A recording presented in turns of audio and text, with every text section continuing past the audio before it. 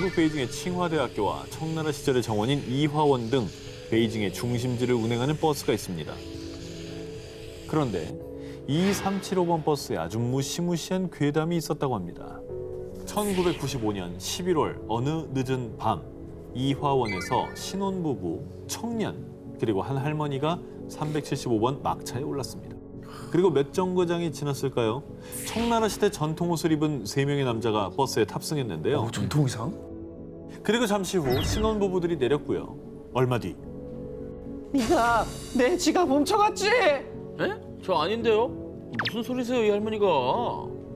할머니는 다짜고짜 청년에게 시비를 걸었습니다. 청년은 황당해하며 따졌지만 할머니는 크게 역정을 내면서 당장 내리라고 했죠. 그런데 내가 자네 목숨을 구한 거야. 못 봤지?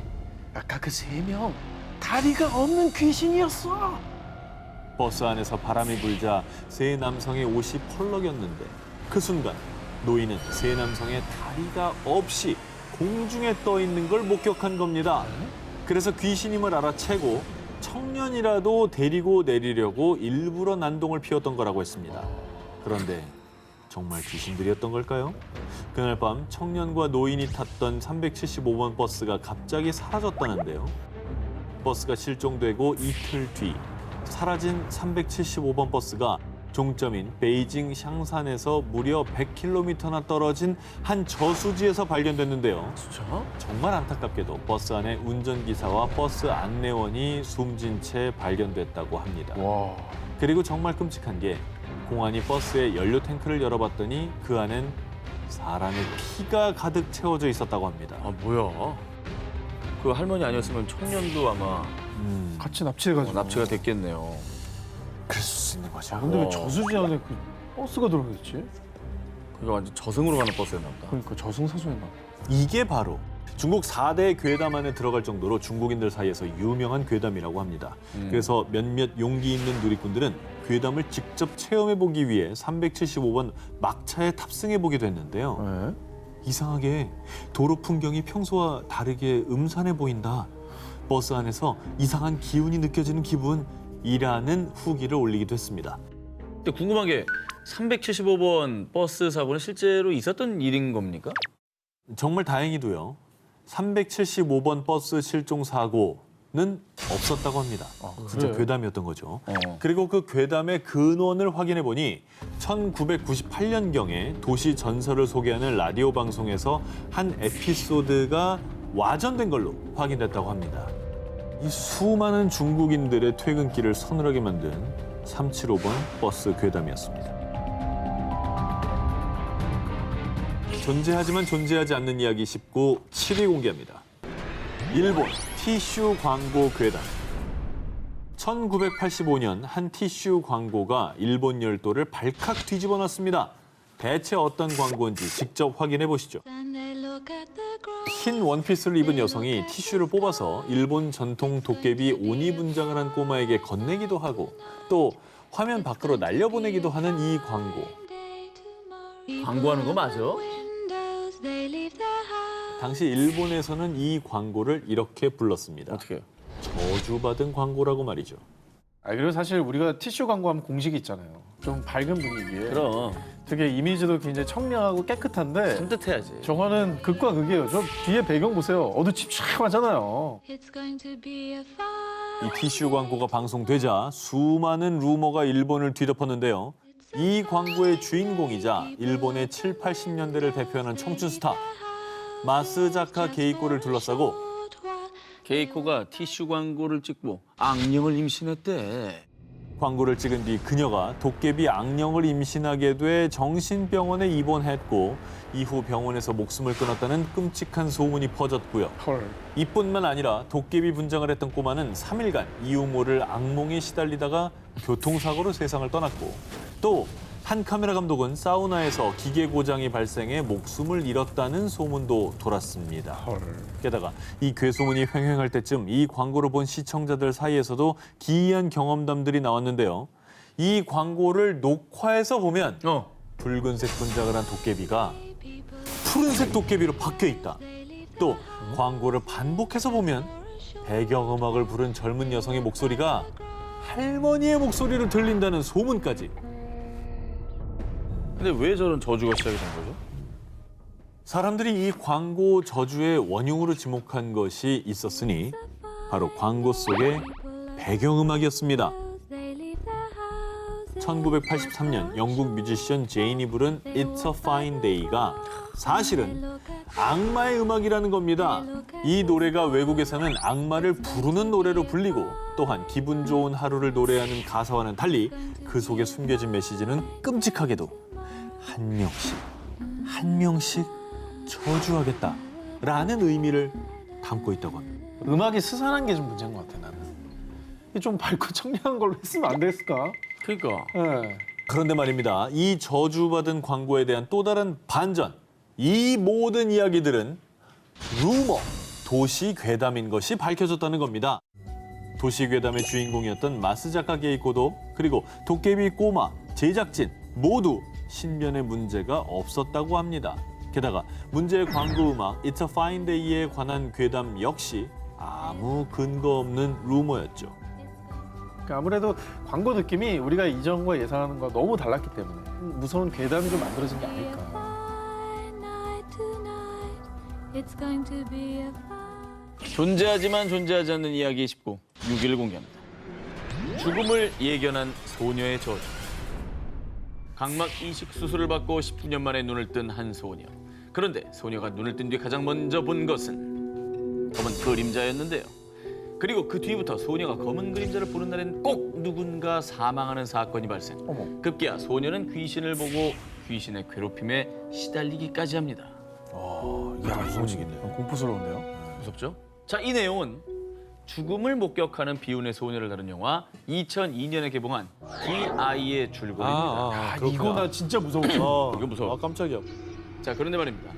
여러분, 이 영화가 실화를 바탕으로 했다는 사실을 알고 계셨는지. 아 진짜?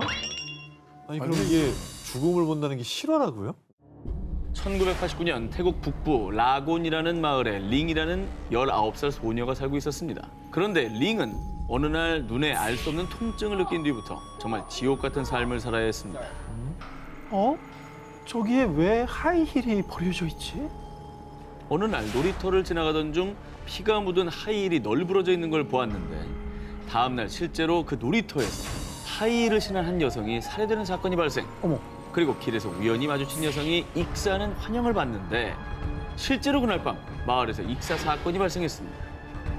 와 이건 뭐야? 예언자예요? 이거 팩트입니다. 그렇네. 소름이네. 어쨌든 불길한 일을 계속해서 목격을 한다니까 본인이 얼마나 무섭겠어요. 원치 않게 타인의 죽음을 미리 목격하게 된 링. 끔찍한 환영에 괴로워하던 링은 사람들을 만나기가 두려워 결국 집에 숨어 지냈는데요. 그러던 어느 날 마을 사람들이 불에 타 죽는 아주 끔찍한 꿈을 꾼 링. 그런데 마침 마을에서는 매년 열리는 불꽃 축제 준비가 한창이었습니다. 제 말 좀 들어주세요. 마을에 불이 나서 다 죽을 거예요. 축제를 취소해야 돼요. 축제를 취소하라는 링의 애원에도 불구하고 마을 사람들은 오히려 링에게 유언비어를 퍼뜨리지 말라며 협박했고요. 그리고 결국 축제는 예정대로 진행됐습니다. 야, 이게 뭔가 안 좋은 기분이 든다. 불안하죠. 불안하다 이거 진짜. 그런데 정말 놀랍게도 축제 도중 정말로 가스 폭발 화재가 발생. 어머.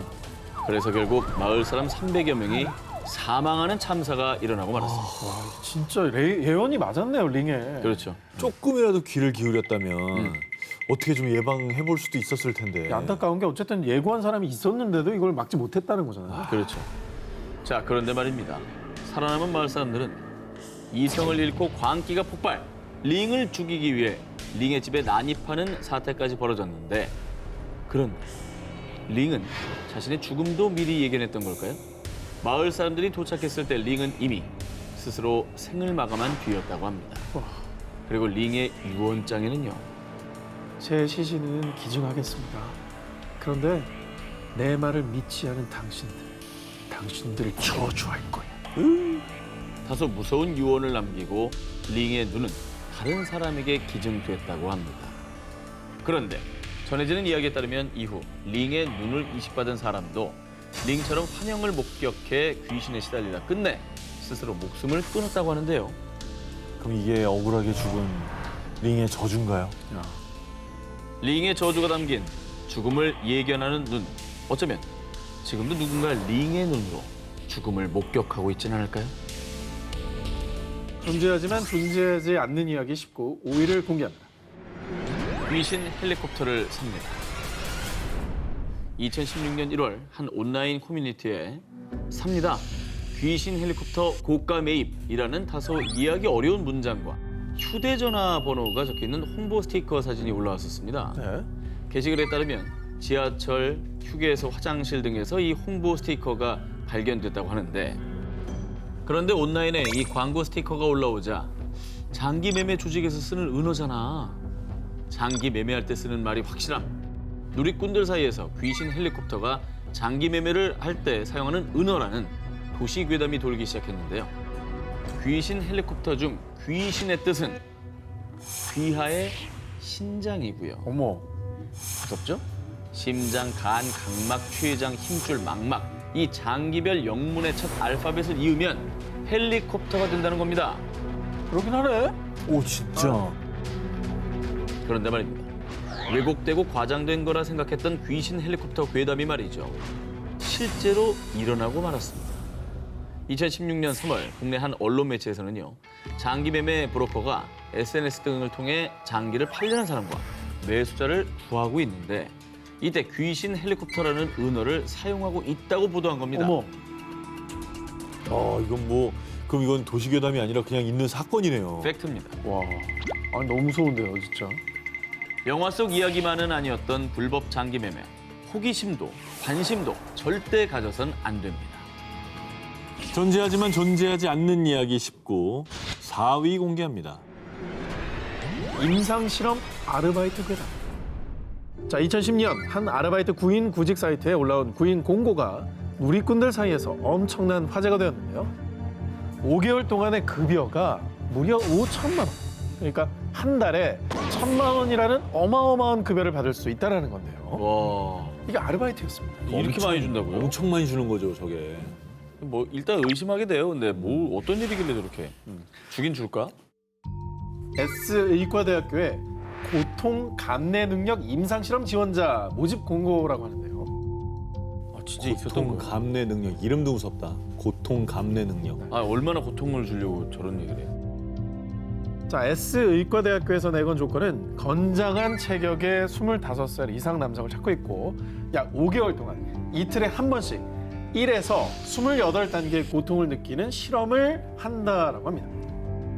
게다가 여기서 누리꾼들의 간담을 서늘하게 한 문구가 있었으니 종종 의식을 잃는 경우가 있지만 숙련된 의료진이 대기하고 있다라는 내용이었죠. 아우, 무섭네. 너무 무섭다. 그럼 뭐 의식을 잃을 수밖에 없다는 소리 같잖아요. 그러니까 의식을 잃을 수도 있다는 얘기는 의식을 잃는다는 얘기예요. 그걸 이제 대비를 한다는 거죠. 그런데 얘기예요. 그런데 말입니다. 이런 의과대학교가 있었나? 다소 섬뜩한 이 아르바이트 채용 공고를 이상하게 여긴 한 누리꾼. 그래서 포털 사이트에 S의과대학교를 검색해 봤는데요. 그런데 말입니다. 아무것도 없어. 그 어디에도 S의과대학교라는 학교는 찾아볼 수 없었습니다. 누군가 그럼 의과대를 사칭한 건가요? 그 사칭을 해도 뭘 하려고 한 거예요? 궁금하시죠? 네.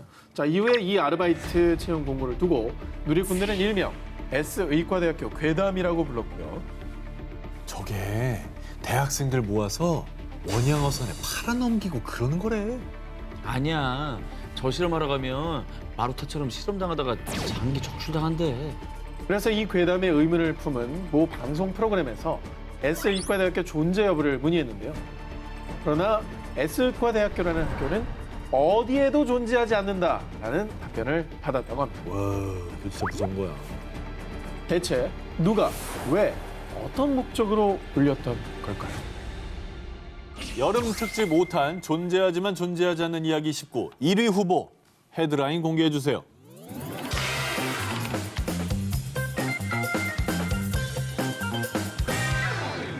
(2014년 6월) 미국 뉴저지주 웨스트필드 657번가에 위치한 한 저택.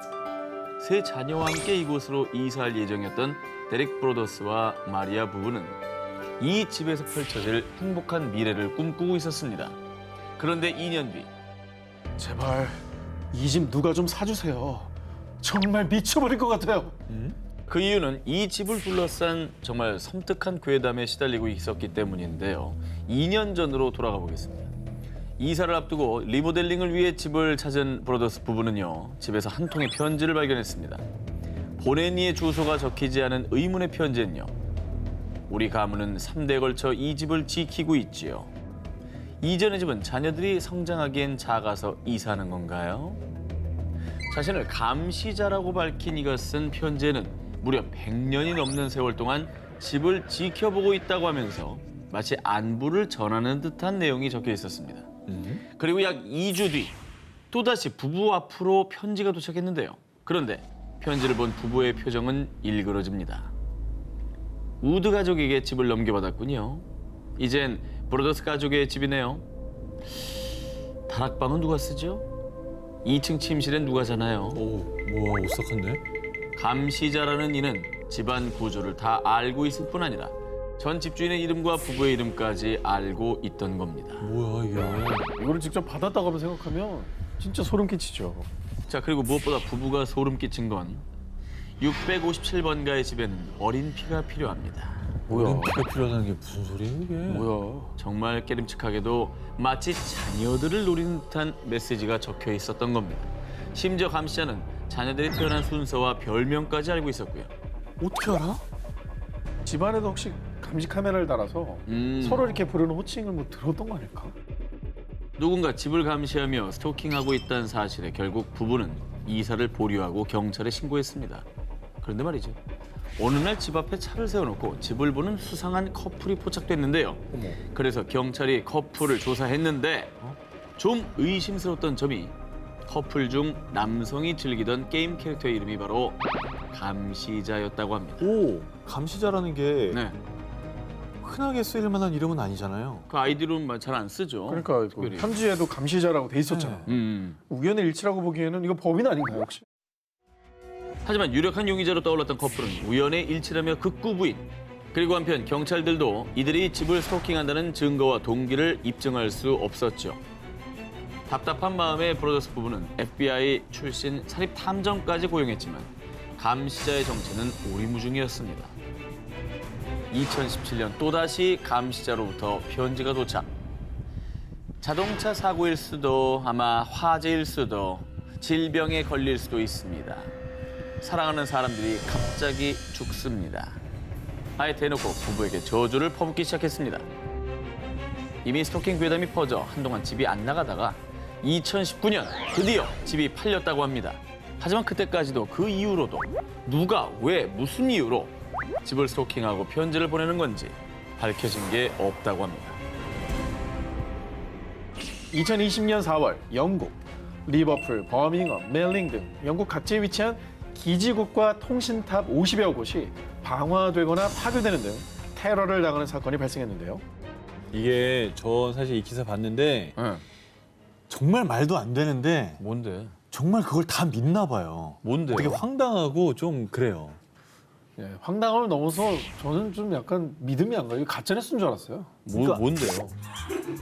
둘만 알고 왜 뉴스 좀 봐줘. 그러니까 약간 아니. 이게 딱 그거니까 중세시대 마녀사냥하고 똑같은 거예요. 뭔데 그러니까 그게 뭔데요? 자, 지금부터 제가 알려드릴게요. 얘기하겠죠. 네, 들으시길 바라겠습니다.